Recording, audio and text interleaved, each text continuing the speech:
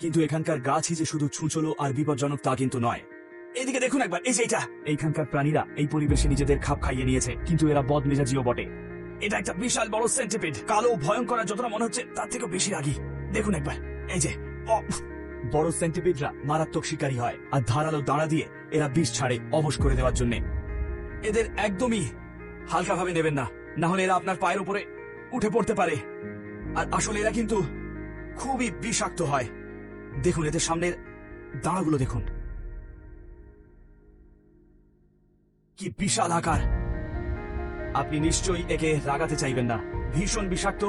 সামনে বড় দুখানা দাঁড়া রয়েছে, আর যদি একবার কামড়ায় তাহলে আর দেখতে হবে না, অবস্থা পুরো কাহিল করে ছাড়বে। আর এরা স্তন্যপায়ী প্রাণীদের মুখোমুখি আক্রমণ করতে পারে।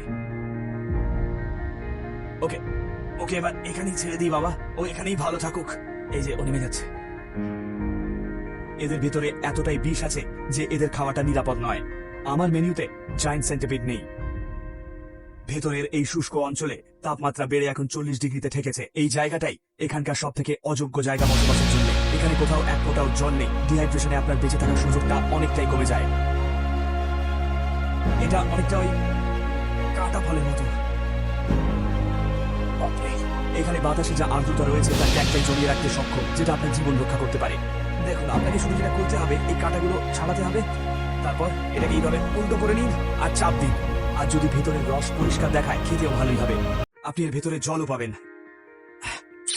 এরকম একটা শুকনো খটখটে জায়গা থেকে এটা পাওয়া আশ্চর্যের।